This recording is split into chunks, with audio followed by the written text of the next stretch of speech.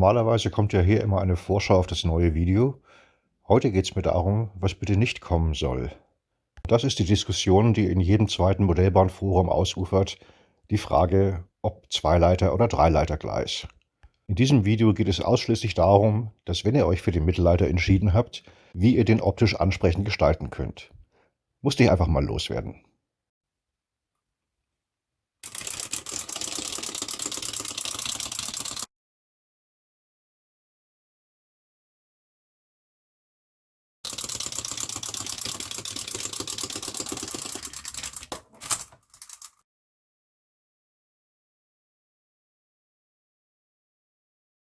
Welche Anforderungen muss so ein Puco erfüllen?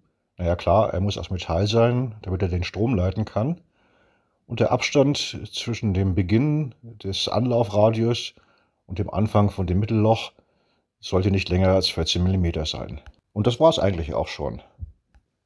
Da die Frage immer wieder kommt, ob denn so ein verlängerter Puco-Abstand ausreicht, naja, ein guter Schleifer sollte, wenn überhaupt, ganz leicht konvex, also nach außen gewölbt sein.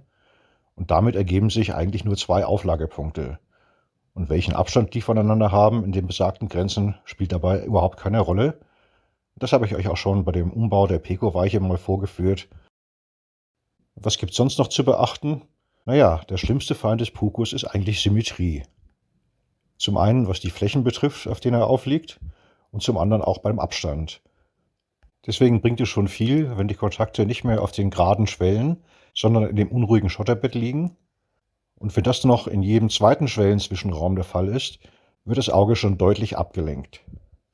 Im letzten Video hatte ich euch ja gezeigt, dass die Grundplatte von Picos Glasfabrik nur verschraubt ist und war deswegen auch noch nicht mit dem Gelände verklebt. Und mit der fangen wir jetzt mal an. So wie sich der Hersteller die Gleisabdeckung vorgestellt hat, konnte ich mich allerdings nicht damit anfreunden. Freier Blick auf die Schwellen und die Kleineisen und dann noch so ein langer durchgehender Streifen mit gerade mal 10,9 mm Breite, das musste ich ändern. Ich habe mir dann daraus kleine Stücke mit 17 mm Breite geschnitten. Das entspricht dem Maß von den Schienen unterhalb vom Schienenkopf und habe sie dann seitlich abgenutet für die Spurgrenze und an der Unterkante noch ein wenig abgeschrägt, damit sie über den Schienenfuß gleiten. Und nach dem Wegschneiden der inneren Kleineisen konnte ich diese Teile dann einfach ins Gleis schieben. Mit jetzt 13,5 mm reicht der Platz auch noch aus für alte Märklin-Radsätze. Die anschließenden Bodenplatten habe ich dann mit der Reißnadel noch ein bisschen nachgraviert, damit der Übergang etwas harmonischer wird. Solche Vorbilder finden sich zum Beispiel bei Bahnübergängen und natürlich auch bei Industrieanschlüssen. Also was könnte man jetzt als Mittelleiter hernehmen? Metall ist klar. Und alles andere, dafür braucht es eigentlich nur ein paar Spaziergänge. Es gibt nämlich Beispiele in Hülle und Fülle und die auch in Kombination mit den verschiedensten Belägen, teilweise auch Zwischenbelägen. Manchmal findet man sogar Kanaldeckel zwischen den Gleisen und wenn ihr wollt, sogar als Einzelpuco, wie hier bei einem Straßenbahngleis. Fangen wir an mit dem Beispiel vom Nürnberger Verkehrsmuseum. Natürlich braucht es da eine Entwässerung wegen den Schienen, die ins Gebäude führen. Bei mir führt zwar kein Gleis ins Gebäude, aber der Bereich der Torbögen in dem Nebentrakt bot sich für diese Lösung an. Ich habe mir die entsprechenden Bereiche dann mit Kreppband markiert. In der Restekiste fand sich dann auch ein Stück Drahtgitter oder Gaze, die von ihrer Struktur her recht brauchbar erschien, da sie rechtwinklig gewoben ist. Sie lässt sich zudem recht gut mit der Schere schneiden, ohne dass die Enden dann aufspreißeln.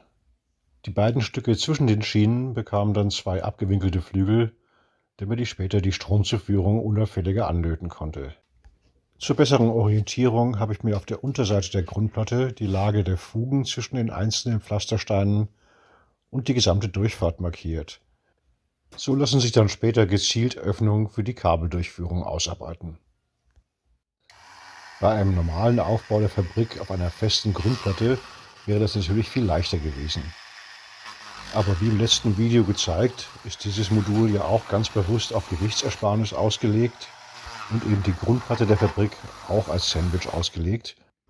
In dem Fall nur mit zwei dünnen Lagen Polystyrol. Und wenn ich da jetzt einen durchgehenden Streifen rausschneiden würde, wäre die ganze Platte wieder komplett instabil. Und deswegen musste ich dann etwas mühsam mit der Trennscheibe einzelne Segmente aus dem Polystyrol rausschneiden und danach mit dem Cutter die mit dem Harz ziemlich fest eingeklebte Wabe auspopeln. Den Anschlussdraht habe ich dann sicherheitshalber ein paar Mal durch die Gase durchgewoben, bevor ich ihn mit einem kleinen Tropfen Lötwasser verlötet habe. Und um die Spannungsverluste zu minimieren, habe ich das an beiden Flügeln gemacht. Die Gitter zwischen den Gleisen liegen auf den Platten oben auf, die längeren seitlichen Stücke habe ich dagegen aus optischen Gründen um ihre Materialstärke in den Boden eingelassen. Der nächste Kontakt ist dagegen relativ einfach zu machen. Er besteht schlichtweg aus einem kleinen Stück Riffelblech von Weinert, an das unten ein Kabel angelötet wird und ein entsprechend großes Loch in den Stein gebohrt werden muss. Und ich fand, dass so eine Art Abdeckung, vielleicht für einen Kabelschacht oder ähnliches, genau im Bereich von den beiden Eingangstoren genau an der richtigen Stelle sitzen würde. Was man nicht vertuschen kann, muss man eben betonen. Also her mit dem fetten Punktkontakt. Für die nächste Version habe ich mich für diese schönen geästen Gullydeckel von Heke entschieden. Und immer dran denken, Symmetrie vermeiden. Diese Deckel sind breit genug, um sie auch deutlich außermittig zu platzieren, und der Schleifer liegt trotzdem noch auf seiner gesamten Breite auf. Und da sie aus Messing sind, kann man auch hier wieder ganz einfach ein Kabel anlöten und den Deckel mit ein paar Tropfen Sekundenklebern fixieren. Und da mir diese Deckel so gut gefallen haben, habe ich einfach beschlossen, dass mein Kanal komplett parallel unter dem Gleis liegen soll. Daher habe ich insgesamt 3 von diesen Deckeln montiert. Und auch das sieht man recht häufig beim Vorbild. Ein Teil des Originalbelags wird gegen ein Stück Kopfsteinpflaster mit einer weiteren Blechabdeckung getauscht. In diesem Fall ist das Blech jedoch nicht der Mittelleiter, sondern es dient lediglich dazu, von den eigentlichen Punktkontakten abzulenken, die sich nämlich später in den Fugen des Kopfsteinpflasters befinden werden. Da sich dieser Stahldraht schlecht löten lässt und relativ viel Wärme benötigt, habe ich alle 4 Drähte in einer Aderendhülse zusammengequetscht und an diese erst das stromführende Kabel gelötet. Man sollte es allerdings mit der Anzahl der allzu auffälligen Kontakte nicht übertreiben, und deswegen habe ich sämtliche weiteren Kontakte in Fugen oder in angedeutete Risse von diesen Platten eingebaut. Da kann man dann auch für Abwechslung sorgen, indem man verschiedene Drahtlängen benutzt, und man muss eigentlich nur darauf achten, dass man das Minimalmaß, das dieser besagte halbe Schleifer benötigt, nicht überschritten wird. Auch wenn hier noch keine weitere farbliche Gestaltung erfolgt ist, zeigt der Schwenk über diesen Teil doch, dass das, was ich anfangs über die Symmetrie der Pukus gesagt habe, jetzt schon deutlich zum Vorschein kommt. Im Gegensatz dazu sieht es unter der Grundplatte deutlich symmetrischer aus. Ja, Zeit für die erste Probefahrt. Ich nehme dafür wieder meine alte brave Köff. Die hat einen Flüsterschleifer, der aber nicht unbedingt sein muss, wie ich bereits in dem Video über den Weichenumbau erklärt hatte. Im Gegenteil, das kann sogar eher hinderlich sein hier in diesem Fall, weil dadurch der Schleifer etwas dicker wird und die Bodenfreiheit der Lok noch mehr beeinträchtigt wird, was ja insbesondere bei Pukus im Straßenbereich eine Rolle spielen kann. Die Köff mit ihrem kurzen, starren, zweiachsigen Fahrwerk und einem Motor ohne nennenswerte Schwungmasse würde hier jeden Schwachpunkt sofort aufzeigen. Außerdem nehme ich sie gerne für solche Probefahrten, weil der offene Aufbau zeigt, dass hier keinerlei Powerpacks oder ähnliches verbaut sind. Nur so für die Zweifler unter euch. Bei den Probefahrten gab es 2 unterschiedliche Stellen, wo die Köff jeweils einmal bei Vorwärts- und einmal bei Rückwärtsfahrt hängen blieb. Und das zeigt wieder mal, wie akribisch genau man den Schleifer einrichten sollte. Sei es von der Höhenlage her, von der leicht konvexen Wölbung und auch von der absolut mittigen Einrichtung unterhalb der Lok. Genauso wie die Bodenfreiheit. Und als ich da ein paar Kleinigkeiten tatsächlich verbogen vorgefunden hatte und korrigiert hatte, lief die Lok einwandfrei. In der Ansicht von oben kann man nochmal gut erkennen, wie sehr die unregelmäßige Anordnung und Form von den einzelnen Punktkontakten das Bild schon auflockert. Das erinnert irgendwie so gar nicht mehr an die typischen Märklin-Gleise. Und das, obwohl ja bis jetzt noch überhaupt keine farbliche Nachbehandlung erfolgt ist.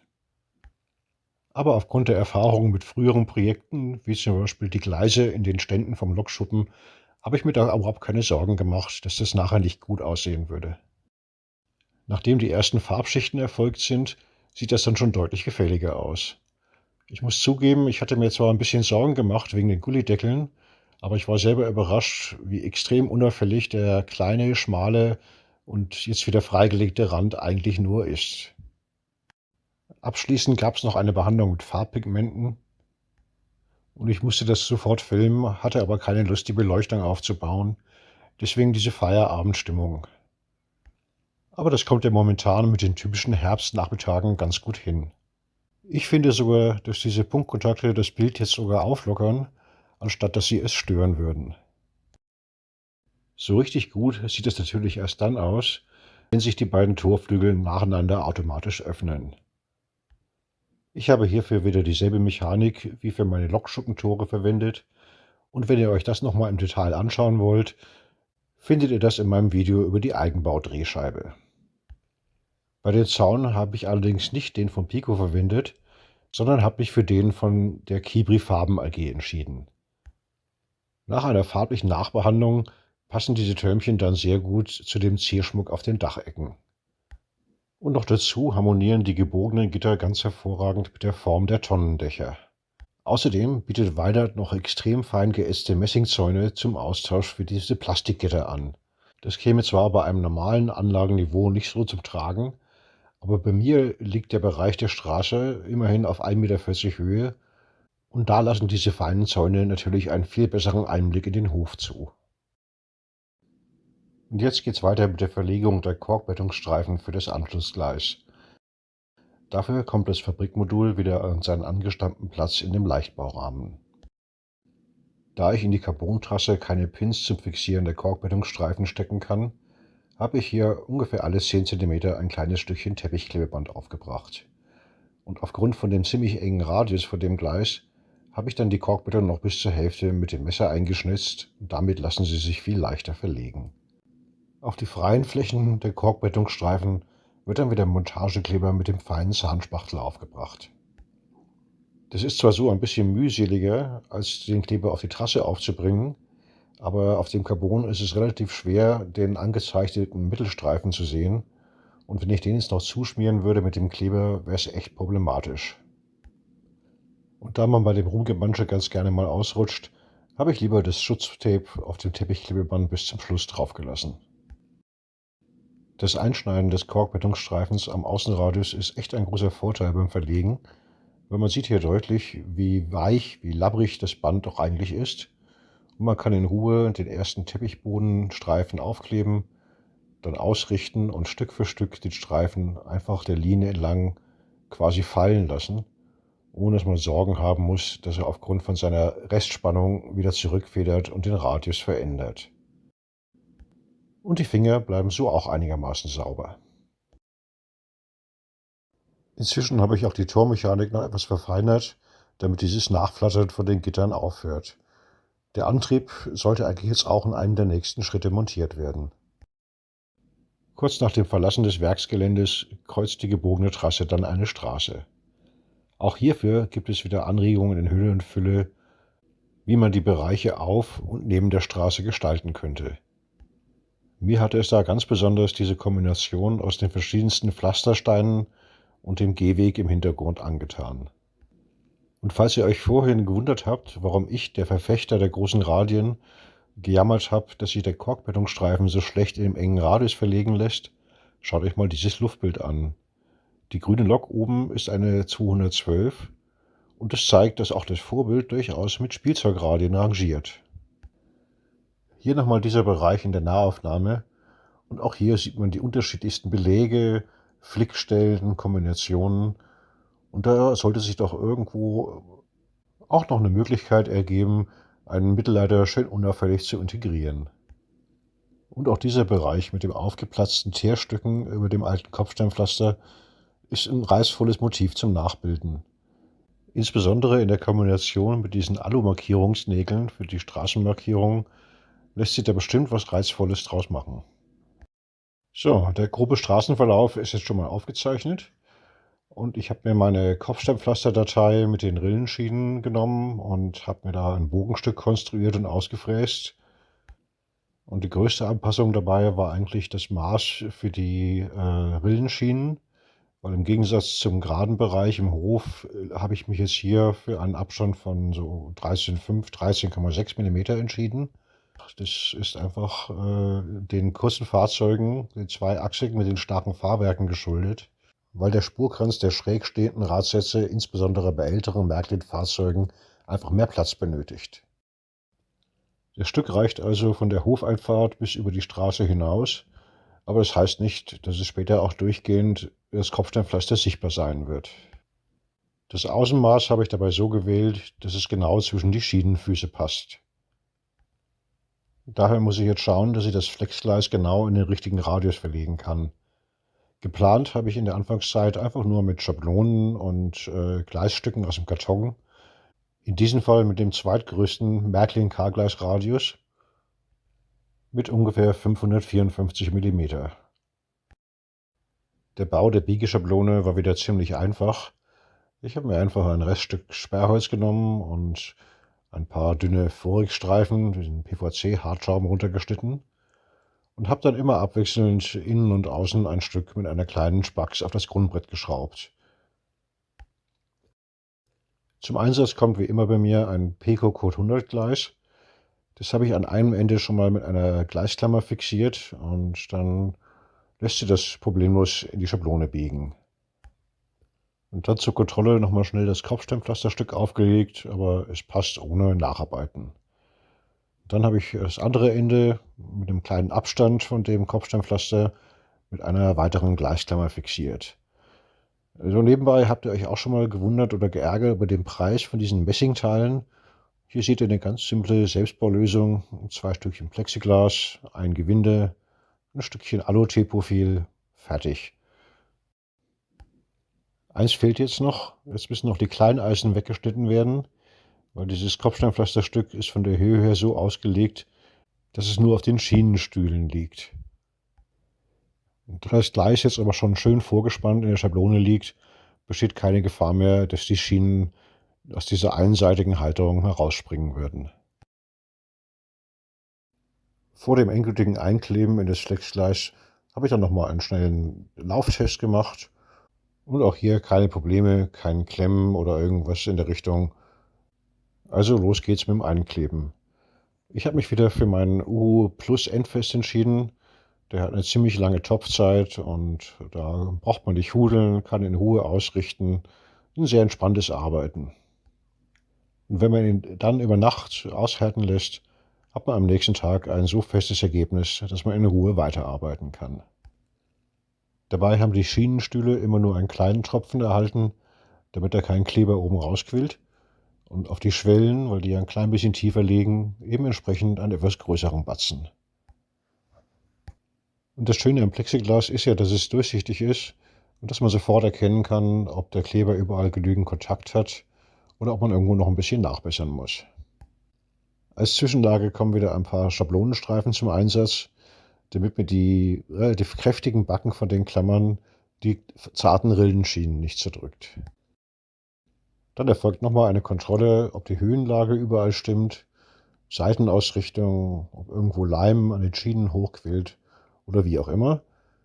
Und wenn das alles zur Zufriedenheit abgeschlossen ist, kann man dann immer noch zur Sicherheit die Schienen an den äußeren Kleineisen mit Sekundenkleber befestigen. Ich habe mir einfach gedacht, ich habe das Schienenteil nachher noch so oft in der Hand und da bin ich froh über jede Klebeverbindung, damit sich da einfach nichts mehr verschieben kann. Obwohl das Gleis hier nur locker auf dem Korkbettungsstreifen aufliegt, erfolgt der erste Rolltest mit der Einfahrt in den Hof erfolgreich.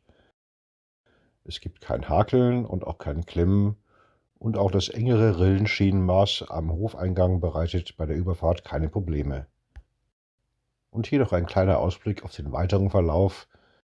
Es wird dann wieder mit dem Selbstbaumittelleiter gearbeitet und besonders spannend wird es dann bei der Dreiwegweiche von Peco werden. Der Mittelleiter ist jetzt überall verlegt. Und wie das genau geht, habe ich euch ja in dem Video über den Umbau der Peco-Weiche bereits gezeigt. Das Vorgehen ist für die Dreiwegweiche eigentlich dasselbe. immer wieder erstaunlich, wie groß die Lücke ist, in der man keinen Mittelleiter verlegen muss, anhand von den polarisierten Stücken in der Schiene. Allerdings sind es in diesem Fall gleich 5 davon. Die Straße ist im Rohbau fertig. Ich habe sie wieder aus diesem Forex-Material, diesen geschäumten PVC-H-Platten gemacht und von unten eingenutet, und damit passen sie sich dem Geländeverlauf sehr gut an. Hier oben kommen dann noch 2 Parkplätze hin, und weiter unten werde ich dann insbesondere da, wo die LKWs fahren, noch einiges mit dem Kopfsteinpflaster machen. Und hier sieht man nochmal sehr schön den Übergang zu den Puko-Streifen. Für die Alu-Markierungsnägel der alten Straße werde ich diese kleinen Stecknadeln nehmen. Die passen vom Maßstab her ganz gut. Und um da einen vernünftigen Mittelstreifen draus zu machen, habe ich mir hier eine kleine Bohrschablone gemacht. Die kann ich dann nach jeder Nadel umstecken, um auch die Kurven vernünftig darzustellen. Beginnen werde ich hier wieder mit einem Heki-Kanaldeckel, der in diesem Fall natürlich kein Puko sein wird. Das liegt nur daran, dass ich das Raster der Deckel im Fabrikhof aufnehmen möchte, einfach damit der Kanal ein bisschen plausibler wirkt. Daher das Raster von den ungefähr 15 cm. Und hier sieht man auch den leichten Versatz links, rechts, den die Deckel hier gut sichtbar in der Hofeinfahrt aufweisen. Die Schablone wird dann anhand der Mittelmarkierung der Farben ausgerichtet. Wichtig dabei ist, dass die Nadeln, die im Kopfsteinpflaster sitzen, möglichst ausgerichtet, also ausgemittelt sind.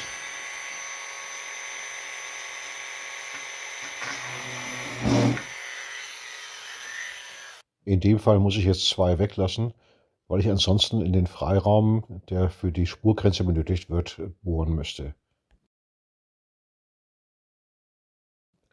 Erschwerend kommt noch dazu, dass ich nur durch die Straße durchbohren möchte und nicht durch die Carbonschicht, weil ich ansonsten den Bohrer sehr schnell stumpf machen würde.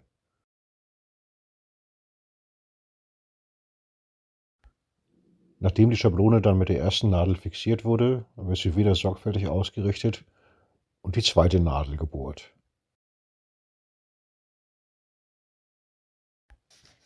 Und dass die Schablone jetzt auf den Schienenprofilen aufliegt und dadurch jedes Mal schaukelt, wenn ich drauf drücke, macht die Sache natürlich auch nicht leichter. Aber ich habe mich damit getröstet, dass man beim Vorbild auch immer wieder mal so leicht verrutschte Markierungsnägel auf den Straßen entdeckt. Also von daher kein Beinbruch, wenn es mal nicht so ganz passt.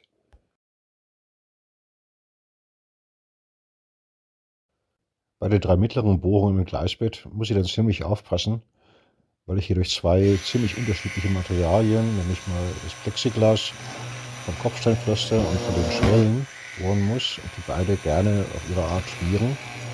Man darf ja nicht vergessen, es ist nur ein 0,7 mm Bohrer.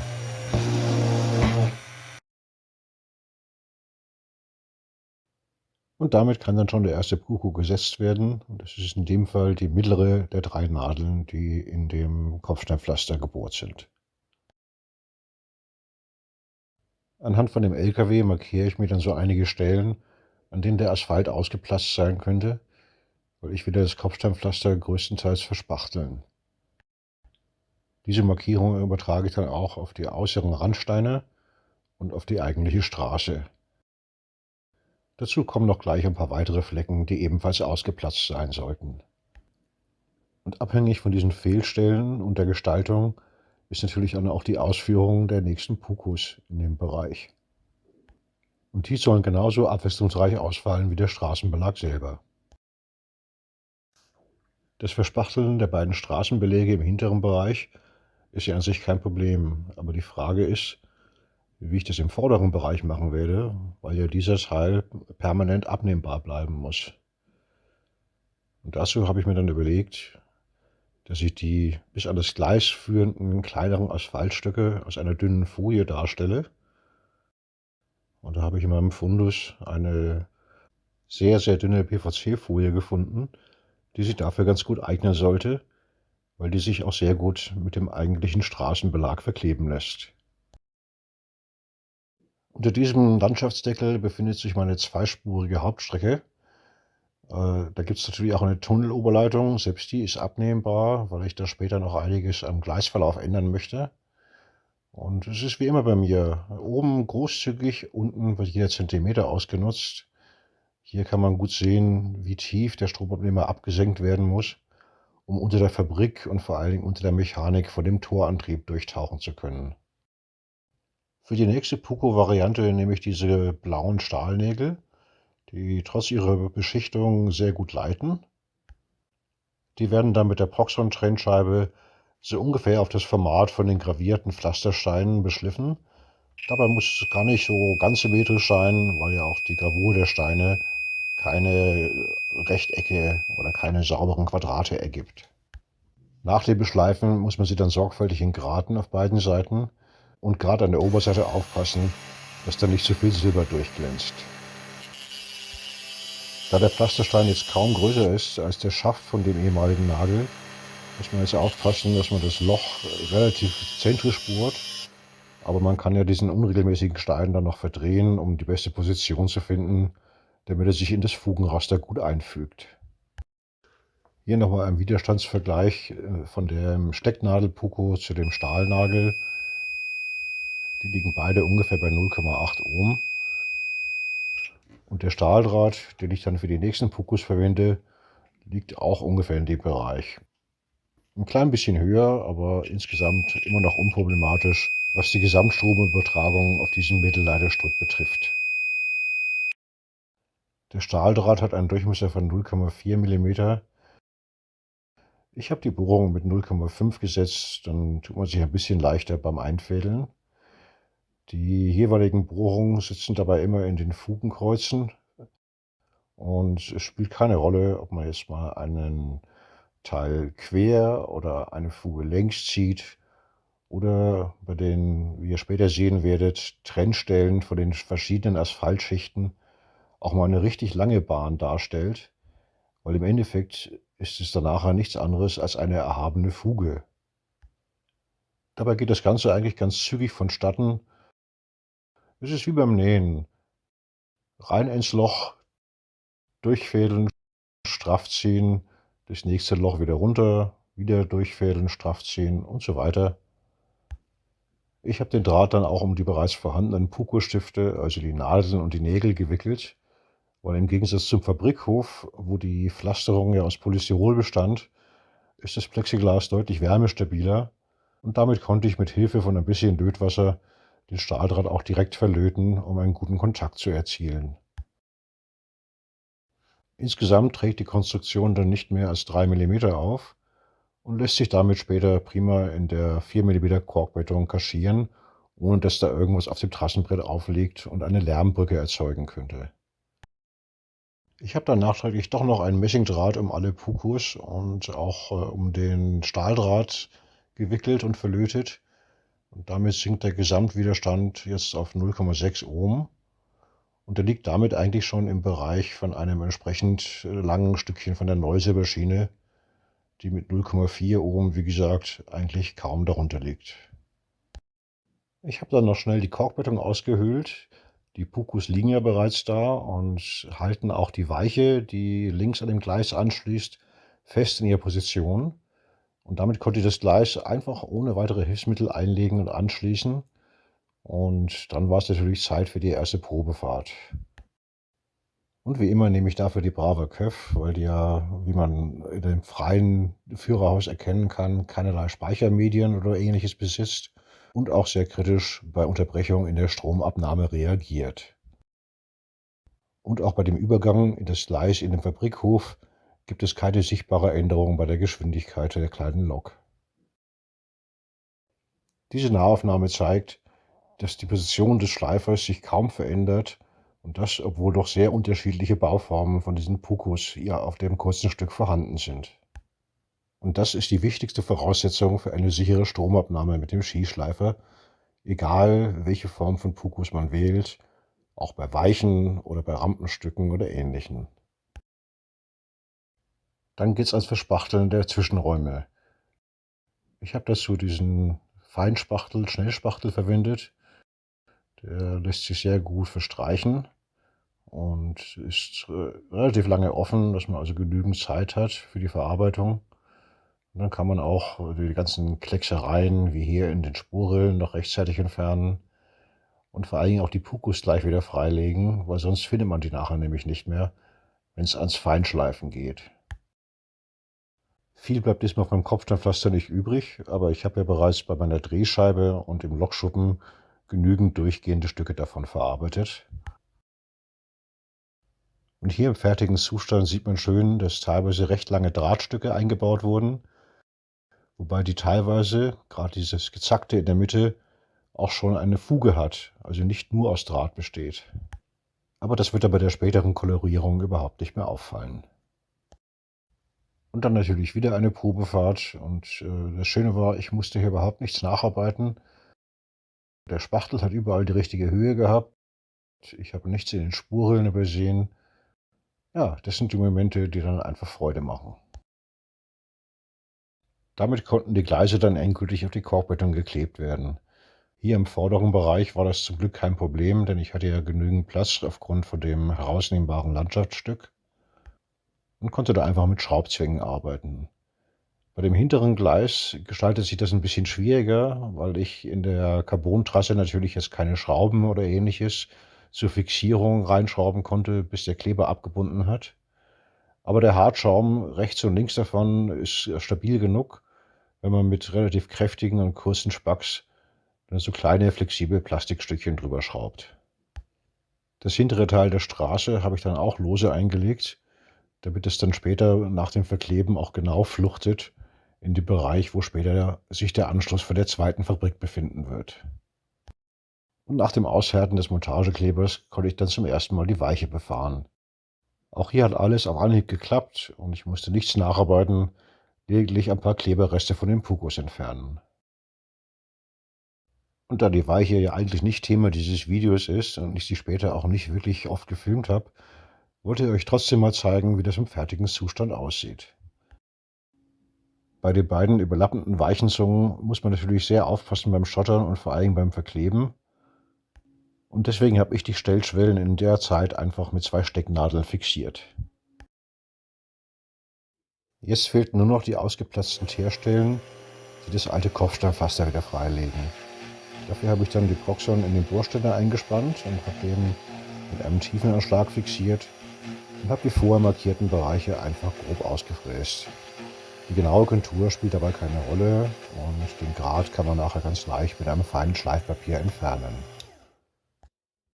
Auf das fertig ausgefräste Stück habe ich dann ein Stück Tesafilm geklebt und habe mit einem Feinliner, in diesem Fall aber möglichst genau, die Kontur der Ausfräsung abgezeichnet.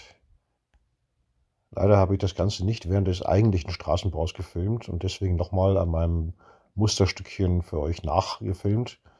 Die beiden Streifen sollen dabei die Straßenaußenkante markieren und ich habe deswegen abschließend mit dem Geodreieck dann nochmal eine rechtwinklige Linie auf das Tesafilm gemalt, damit ich später diese Schablone auch sauber auf die Kopfsteinpflasterfolie von Falle auflegen kann, um den endgültigen Zuschnitt dann rauszuarbeiten.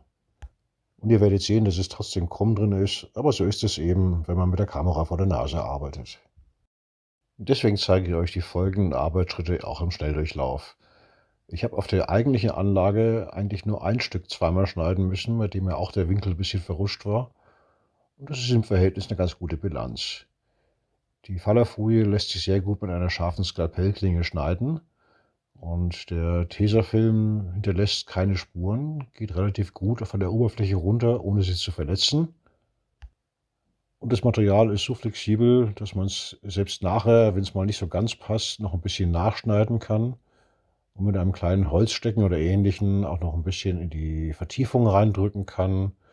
Man kann es auch in Grenzen noch ziehen und die Haftkraft von dem Kleber ist wirklich hervorragend.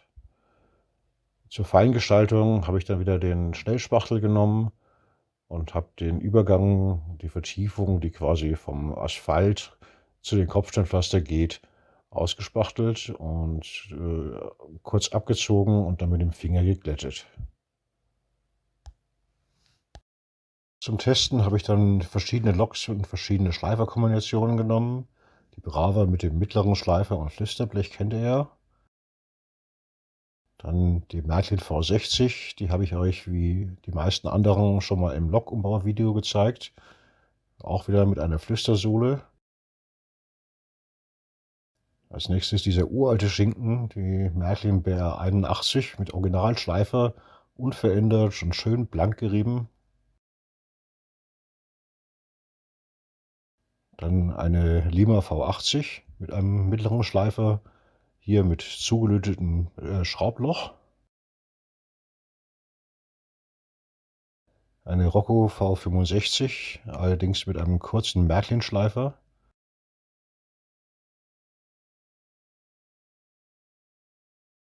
Und dann noch ein paar Loks, die sich hier nie verirren werden, aber trotzdem eine Lima 230 mit asymmetrisch angeordneten kurzen Märklin-Schleifer, ebenfalls zugelötet.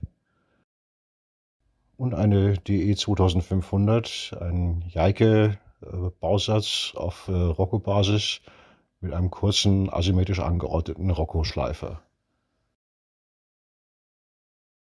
Diese Szene kennt ihr nun hinlänglich aus den verschiedensten Baustufen. Und es ist immer wieder erstaunlich, was so ein bisschen Farbe dann zum Schluss ausmacht. Man vergisst dann auch ganz schnell so kleine Details, die man bauen musste, wie zum Beispiel dieser getarnte Übergang an der vorderen Schiene, der die Trennung von diesem herausnehmbaren Landschaftsstück eigentlich doch sehr gut wegtarnt. Und auch die vielen Farbschichten ändern nichts an den Laufeigenschaften. Und damit es nicht zu einfach wird, habe ich die der Kamera zugewandte Schiene isoliert. Das heißt, dass also allein die Räder von den Fahrzeugen für den Massekontakt, den das Blinklicht benötigt, zuständig sind. Das heißt also, dass sie außer den erschwerten Bedingungen mit den selbstgebauten Pukos auch noch mit einer im Prinzip halbierten Masseaufnahme an den Rädern leben müssen. Und da zeigt sich dann schon, welche Konstruktion was taugt und welche nicht. Auf jeden Fall ist es schön, wenn man endlich mal eine Anwendung hat, wo dieses automatische Entkuppeln so richtig schön zu beobachten ist. Die Lok kennt ihr ja auch noch. Das ist auch die mit der selbstgebauten Telex-Kupplung, die kompatibel zu den Kurzkupplungsköpfen ist. Und man sieht jetzt gleich, wenn die Lok das Gleis wieder verlässt und die Weiche erreicht hat, wie das Blinklicht ausschaltet, sobald die letzte Achse das Gleis verlassen hat. Auch eine Lok, die mich immer wieder erstaunt mit ihren guten Kontakteigenschaften, ist diese alte Märklin BR 81. Ich habe jetzt zwar ein paar gefederte Achsen spendiert, aber die Stromaufnahme war auch vorher schon sehr gut. Ansonsten hat sie einen Umbausatz, einen Märklin-Nachrüstsatz mit dem Hochleistungsmotor und ein paar Kugellager.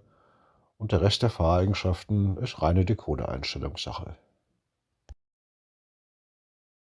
Diese alte Lima V80 gehört, aus welchen Gründen auch immer, zu den Loks, die einfach fantastische Kontakteigenschaften haben. Keine Ahnung warum, wenn ich ehrlich bin. Aber dafür hat sie sich zumindest verdient, dass sie einen Bühlermotor bekommen hat und ein Messinggetriebe, damit diese Langsamfahreigenschaften auch den Kontakteigenschaften gerecht werden. Im krassen Gegensatz dazu steht die Rocco V65, eine Lok, die eigentlich ganz fürchterliche Kontakteigenschaften hatte, vor allen Dingen mit dem hauseigenen Schleifer.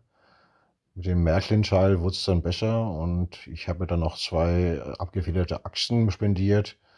Und seitdem wird es langsam. Sie ist noch nicht ganz perfekt und deswegen ist sie auch nicht fertig. Es fehlen eben noch die Griffstangen und so ein paar weitere Details. Viele alte Lima-Konstruktionen wie diese 230 litten unter ihren billigen Plastikgetrieben. Deswegen hat die auch eins aus Messing erhalten, aber sie fährt immerhin noch mit ihrem Originalmotor. Und auch da wieder ein bisschen mit den Decoder-Einstellungen auseinandergesetzt. Und schon zeigt die Lok erstaunliche Fahreigenschaften im Rangiergang. Und das war eigentlich nicht zu erwarten. Der kurze asymmetrische Märklin-Schleifer ist manchmal problematisch auf Weichen, aber hier in dem Fall funktioniert er sehr gut. Der Gehäusebausatz der Henschel DE 2500 stammt von Jeike Modellbau und hat ein Fahrwerk von einer Rocco Nohab. Daher auch der Rocco-Schleifer, mit dem ich sonst nicht ganz so gute Erfahrungen gemacht habe. In dem Fall aber in der Kombination mit dem guten fünfpoligen Rocco-Motor mit seinen beiden Schwungmassen zeigt das Modell wirklich sehr ausgeglichene Fahreigenschaften.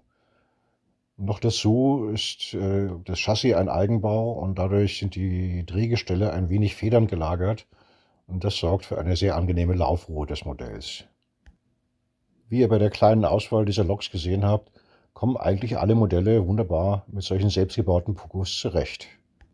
Ich finde es ein sehr kreatives Betätigungsfeld und vor allen Dingen schult es natürlich auch das Auge für die Details, die sich in so einer Straße befinden. Also ran ans Werk, bin gespannt auf eure Erfahrungen. Und während hier jetzt langsam die Dämmerung einsetzt, mache ich mir schon mal Gedanken über die Vegetation, die noch nicht vollständig ist, und natürlich über den zweiten Fabrikanschluss für die Polar Galvanisieranstalt. Weil auch da werde ich noch ein paar kreative Ideen brauchen für die Pukos im Straßenbelag. Der Abspann ist dann schon mal gleichzeitig der erste dezente Hinweis auf das nächste Video. Da werde ich mich dann mit Beleuchtung und Lichteffekten beschäftigen und ich gebe mir auf jeden Fall Mühe, dass dieses Video dann nicht mehr so lange auf sich warten lässt wie das letzte.